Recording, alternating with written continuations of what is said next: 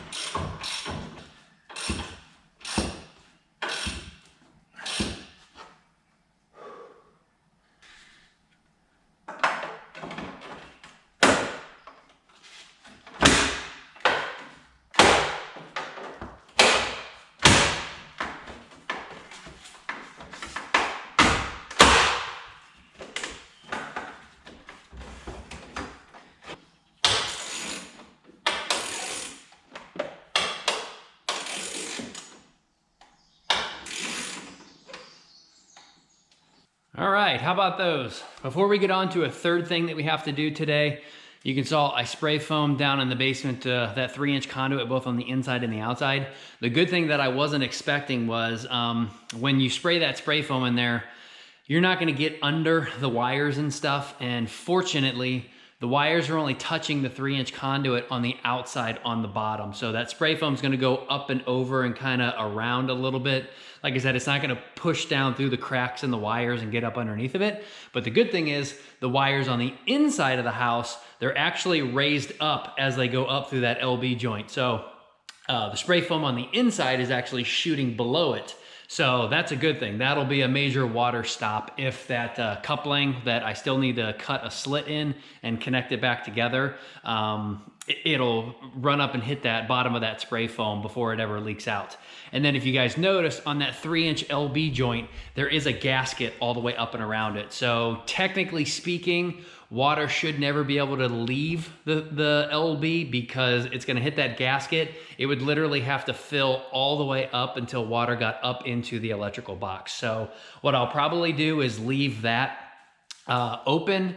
Obviously, we've got spray foam inside, outside, and I guess periodically I can just look down inside of that conduit that's coming up and bringing the wires. And I guess if I ever saw standing water, I guess that would tell me to go ahead and release that LB joint, let it drain out into a bucket, and then I guess we're gonna have to go back outside and fix that. But like I said, with a big enough slit in the bottom of that conduit or that coupling, I don't think we should ever have water now coming in there, and now it's also air sealed. And then as for the truck, finally got my upgrades from the dealership. Like I said, in the deal we worked out, they gave me the tow hooks and the bolts for free. I did not know I needed a new grill. So this one that actually has the acceptors in here, I did have to pay about $45 for that on my own. And then yesterday off camera, I went ahead and finally got my wheel liners installed. Those were kind of a pain in the butt, but I can't believe dealerships won't pay $195 for vehicles that they order to just go ahead and get wheel liners installed. The only thing that they came with is like these pieces here, and I believe these ones were mounted, I think, in the front. And that's all the protection you have. So you wonder why the inside of Dodge Rams and other vehicles rust out all the way up in here under the bed and start rusting out through right here. Well, you need some sort of protection. The only other thing I can do is they do make fender flares that can extend or more are flush mounted, but then the plastic piece goes in about 3 inches that way, and that would also keep rock chips from hitting here and chipping it out. You can still get water to come in from behind here and sit, but hopefully it would just drain out where that 3-inch piece goes in and kind of doesn't really meet that. But at least, again, that keeps rock chips off from beating the crap out of the truck. So at least for right now, it is that much more the way that I want it. And if you guys noticed here, I did go ahead and get some factory bezels for about 20 bucks. Got some road legal fog lights. And then I put on that 20-inch LED off-road bar in the middle there. And now all 3 of them turned on. Looks freaking sweet at night. Not to mention, super, super easy to install because both the fog lights and that light bar are hooked up to my auxiliary switches in there. And all you had to do is run the ground up somewhere, run the power up, attach it to the pigtail that comes with the accessory kit in this thing, plug it right into the outlet, and boom, you now have full light access for 6 lights, or even if you wanted to double tap into. They're all fused, they're all relayed, and you don't need any of that comes with the kits to properly install something. You just need the positive in the ground and you are done. Okay, so the third and final thing I want to do today is, you guys have heard me mention, we've already paid thousands and thousands of dollars for the ice and water shield that's going over the entire roof because that is waterproof and under laminate paper for metal roofing is not. So we paid more money to protect the entire roof and our investment inside of here, but now we need to do a little bit of care in it protecting our ice and water shield. So right now the sun is beating down. Luckily, we don't get hit with that much light during the day because the sun has to miss these trees here and then start shining down. And then again, it's already starting to miss the roof by the time it starts to set over there. So there's not too much sun exposure on our roof, which is awesome, but it is still heating up. Right now, if we go up into the garage with a temperature gun that I have, we'll do that in a second, I guarantee that garage is like 1,000,000 degrees. So what we're gonna do is we're finally gonna vent the roof. I went ahead and picked up 3 of these. Now, these are for regular shingle roofs for ridge caps. You just bend them over the crease of the roof, nail them down, and then you are done. And luckily, after I built the shed, I've got a little bit of shingles left. We're gonna cut those down and make ridge cap shingles. Those are only gonna be up there temporarily until we get the metal roof. And that's still gonna be a while because we're still waiting on our last color choice that's coming to us as a sample. And then we're looking at a 6 to 8 week lead time until we actually get the entire roof delivered. So for right now, these are gonna go on and they're finally gonna vent the attics to get that heat out.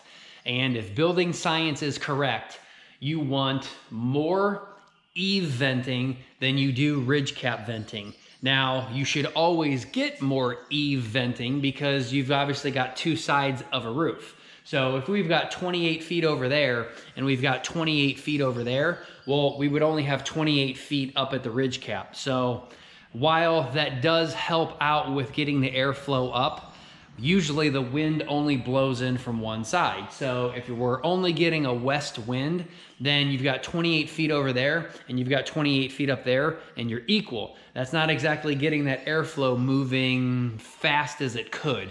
Kind of reminds me of like the compressor wheel of a turbocharger. You've got a massive intake, but then a really small exit because you're compressing that air as it spins around the compressor and then it shoots out way faster than when it got sucked in.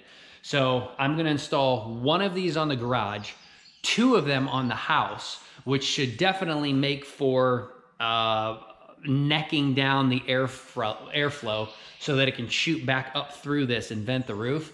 And then we'll see how it is. I have a feeling I'm gonna go up there on the roof and cut the tar paper back before I install this, and I am just gonna get blasted like I'm hair drying my face. So there's not very much wind right now, but still I should just feel steam coming out. And again, we'll go up there real quick and see how hot the attic actually is. All right, let's just get some pre-measurements in here right now. So we shine this gun down at the ground. We've got 63 degrees down on the concrete.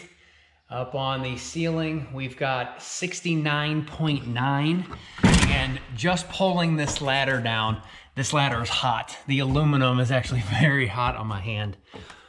Oh my God, it is, oh, it is freaking hot up here. So right now, down on the subfloor, we have 111 degrees shooting down on the subfloor. And up here on the sheathing, 129.6. Let's take a few spots here. 142.9 degrees Fahrenheit. And the sun is already going more on the west side. So that would make sense that the west side is hotter than the east side. 135 over there. Let's try and go all the way up to the very, very peak where we're gonna put that vent, which halfway, let's call it halfway right here. We have got 146.2 degrees Fahrenheit. Oh, it is insane up here. Along the zip R sheathing on the back wall there, we've got 120. Over on that wall, 113, 114, which makes a little bit more sense. There's airflow. Actually, no, that doesn't really make sense. The sun doesn't get over there, but that zip R sheathing is hotter than just regular zip paneling. Maybe because there's more airflow up into the other side of the house than there is on the outside there, but maybe just because the insulation is holding the heat in on that polyiso as opposed to just this green zip board.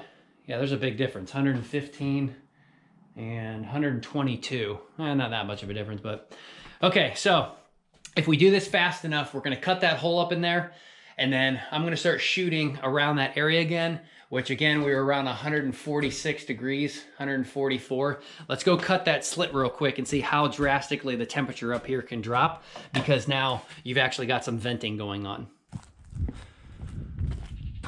All right, let's see how this works. Hopefully you guys can hear me. Just spent at least 15 minutes trying to find a freaking utility knife that I still can't find. I just love how I spend more time looking for things, and I think that's across the board with everybody, than you ever do actually working and getting something done. It's ridiculous. And I swear I clean up every night and put things back where they're supposed to go, either in my toolbox or I've got a spot in the house that I put everything, but no, the next day everything is freaking gone. All right, so this looks about halfway, so let's just make sure we don't overcut this, and we'll try to leave a little bit left so we're not going all the way to the edge there. Obviously we don't want leaks, so let's try and go from that button cap there to maybe this button cap here. So what is that, where my foot is, down to there. All right, I should cut this and it should be like a steam engine going off.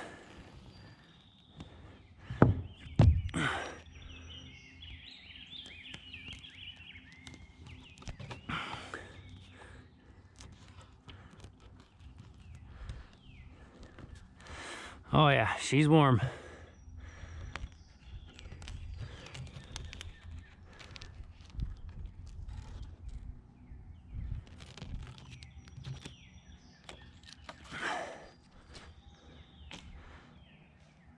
Oh God, yeah.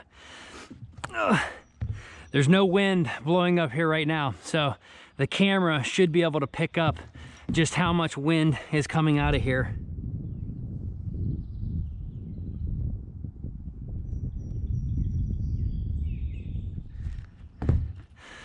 So we're finally getting some venting on this poor roof, and hopefully she can breathe a little bit and not kill my paper here.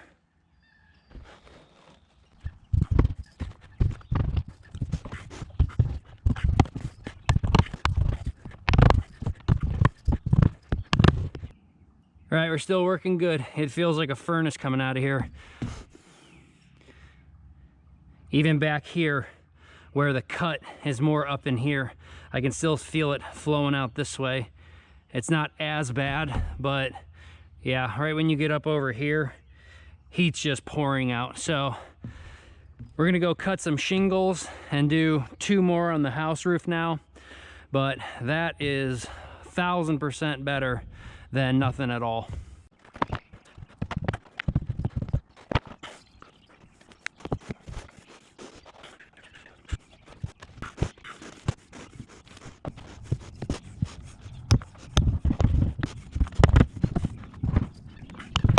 Probably should have put the nails through those holes on that other one, but it said nail line. I think that's just for the actual spot that you put the shingle into. This makes it a little bit more secure, but like I said, these aren't permanent.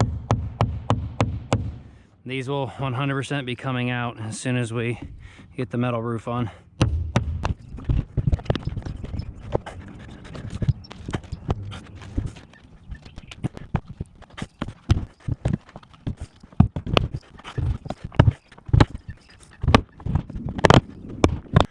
All right, it's only been about 20 minutes or so. Trying to go back up right where we were. Don't know if you can see that, but 126. That's 20 degrees, I think. Right where, I think it was 146. I don't think down in here has changed at all. We're still 110 over there. Still 114. That's down from 120. 113. 112, 111, 109 on the floor. So it's still got to rise and get out of here, but 126 is already down from 146 or 144, whatever it was. So that's clearly working right around where I put that in and pretty much all over the roof. 123 down to 118 down to, so heck yeah. So that is working, and like I said, that should help save our investment and not basically melt this paper or this kind of ice and water shield tar paper.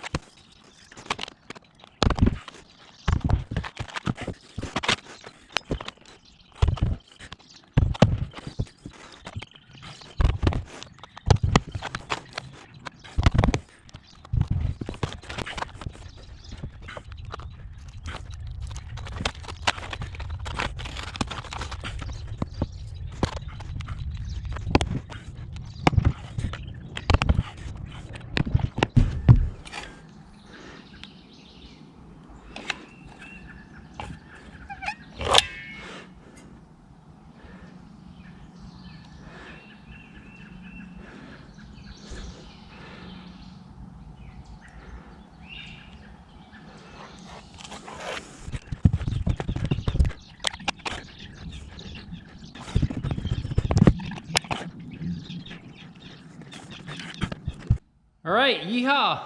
That should help. Some venting's better than no venting.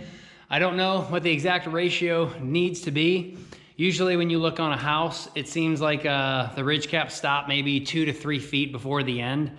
But that's only, you know, 3 feet or so on that garage that's 28 feet long. So probably not exactly the ratio that it needs to be. But like I said, you've definitely got like a chimney effect going on. So it's better than nothing, so it should help. So now we can get back to working on the inside and doing some electric, and we'll see what else we got in store for this week. Oh, and to the people who inquire about my hats, everyone always asks out on town and in these videos why some of my hats have these notches in them. Well, that's exactly what these hats are called. They're called notch hats. I wear my hat what I think is relatively fitting. I mean, it's pulled down, the brim's bent a little bit. I still have peripheral vision and stuff, but the reason why these notches are here is because I can't wear sunglasses. Even when I wear these Oakley Sport sunglasses, they're flak drafts. I think they're number 2s. I've had another pair, I think I've lost them, but even with these form-fitting, tight-to-your-face glasses, I still can't wear a hat unless I pull the bill all the way up. So when you have a notch hat, you can see my hat didn't move at all. The sunglasses fit in the notch, and I can actually see what I'm doing, and yet I don't have to compromise having my hat sitting all the way up on top of my head. And no, I'm not sponsored by Notch, but if you guys are interested, they have all different kinds, from trucker hats to form-fitting, and they do make different sizes, FYI. The reason why I wear this hat the most is because this one, I believe, is the large notch, which means the notch is moved further forward. Some of the other ones that I just randomly bought and didn't know there was a selector icon, I've bought the like smaller medium, and while they do fit, my glasses are basically jammed into my face and they hurt and then leave huge bruises when I, you know, go to take off my hat or my sunglasses when I go somewhere. So make sure if you guys are getting one, get the right size that'll actually fit so it's not plastered on your face. Oh, and 2 little updates real quick. So contacted a local guy, got up on the city's like Facebook page and asked who recommends like a drywaller, and about 6 responses all came back for this guy named Fred. So he came over like within 10 minutes. He was on his way back into town. I called him, gave him my address. He came over. He looked at the garage and he said that he wants to mud and tape the entire garage for $600. Now, again, I'm not a mud and taper. There's a few spots over there that already need fixed where the tape bubbled a little bit that will need sanded back or cut out and then refilled in and sanded. But he said for $600, it should take him about 3 times to come out here. And guys, I honestly just think that's worth it. $600, let someone else do this while I can do the electric and just get this garage done, and we can look forward to getting painting here. But he's gonna come out and tape and mud and then come back another day, sand, mud again, and then probably come out a 3rd time, sand and mud again, and then maybe sand on top of that. So just depends how many times you need to. The screw holes really only need 2 times. 1 mud and sand, and then another mud will completely fill them in and sand them. The tape should only need 2 also if you're really good, and then on that 3rd day, you can come on out and finish the final sanding. But for $600 for a garage this size, guys, I just think it's worth it. So I'll set the camera up and maybe help him out here a little bit if he needs it. But honestly, I think that's a hell of a deal, and I'm gonna go with it. On the flip side to that, I got another quote. More radiant floor quoting. So I remember a year or 2 ago, I got a quote for warm board, and it was over $30,000. The warm board uses those panels that are your subfloor, or if you're retrofitting, it's a much smaller subfloor, but they stamp on a piece of aluminum that has the divots already in it. So you just walk down on your floor, pushing the pecs down in. It's properly laid out, looks beautiful, but those panels 2 years ago for the structural panels were $225 per panel. When I talked to them back in maybe November or December, the retrofit panels were $350. So I don't know how you go from an inch piece of OSB at 225 down to like a ½ inch of OSB and go up to 330. Yes, I know OSB is getting more expensive, but that's insane. And that was back in November or December. I'm gonna go ahead and bet that they're probably gonna charge somewhere around $400 for a retrofit panel. I don't even wanna know what the cost of the actual structural panel is, because that starts again at 1.125 inches thick. But the point of that story is I had a local guy come out here and give me a radiant floor quote. Guys, I've already got the panels in. I've already got the PEX tubing in. The only thing I need is manifolds, boiler, pumps and thermostats and expansion tanks, basically just all the mechanicals, and then the labor for them to put it in, because everything else is already done. Imagine what warm board would cost right now.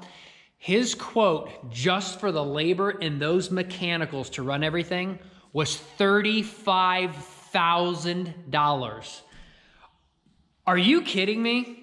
I 100% know that I personally can go to the store and purchase manifolds or get on, like, I think supplyhouse.com, purchase manifolds, all the tube and fittings and expansion tanks, but I don't know what I'm buying. I haven't looked at an entire checkoff list yet for how much I need, but I 1,000,000% can tell you it'll be nowhere near $35,000. Somebody commented before months and maybe last year when we were putting in the PEX tubing, and he's like, I built my entire system with basically just a hot water tank and a pump and stuff, and I probably didn't even spend $1,000. I wish more people were local, so like we could go to the store together, or somebody could print me off a list and show me everything that I would need. But he said it would be one boiler. So one boiler would feed the garage manifold, and that would have to be using like propylene glycol or basically antifreeze for out in the garage.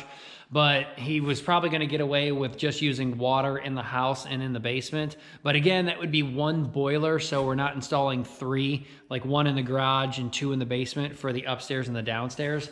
So I don't know what type of boiler he's hitting me with. Who knows? Maybe it's a $30,000 boiler. I don't know. But we've got 3 zones out in the garage. We've got 6 in the basement. We're probably going to do 6 again here in the main living or first floor. And then that's really it. But besides all the fittings and stuff like that, sure, copper's gone up, but we can go ahead and use like Uponor, PEX A and stuff with the expansion fittings and use that type of stuff where hopefully that's not that expensive. But holy crap. People out there, somebody contact us on Instagram, NeckofTheWoods 2020. Try and get me a detailed list. Give me some recommendations for manifolds or parts, or maybe even should I just contact supplyhouse.com if you've used them before.